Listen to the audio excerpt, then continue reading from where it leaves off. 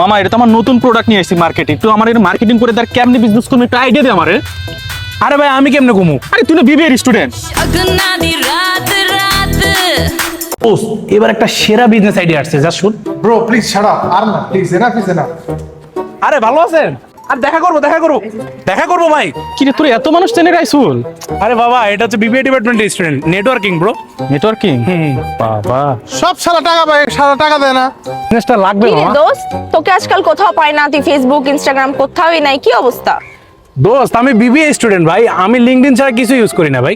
বুঝে না, লিঙ্কডইনে মেসেজ করিস। ইস দোস্ত, ক্লাবের একটা নতুন ইভেন্ট আসছে, ওটা প্রজেক্ট নামাইতে হবে, কিন্তু হাতে টাকা পয়সা নাই, কিচ্ছু নাই, কি করবো কিছুই বুঝতেছি না, ভালো লাগে না। তোর বন্ধু আছে না বিবিএ ডিপার্টমেন্টের, হ্যাঁ তোর স্পন্সর দেখতেছি আমি বেটা। তোর কাছে না 2000 টাকা পাই, ফোন ছাড়মু, টাকা দে। দোস্ত আমি চাই তোরা প্রোডাক্টিভ কিছু কর, একটা রোড ম্যাপ আমাদেরকে ফলো করতে হবে, ঠিক আছে? দোস্ত রুট তো আছে, ম্যাপ তো নাই। মামা নাকি একটা ম্যাপের বিজনেস শুরু করবো। মামা আমি এখন যে বিজনেসটা, ক্লাস করতে আসছিস খালি বিজনেস। এই তুই শোন না, ফালতু।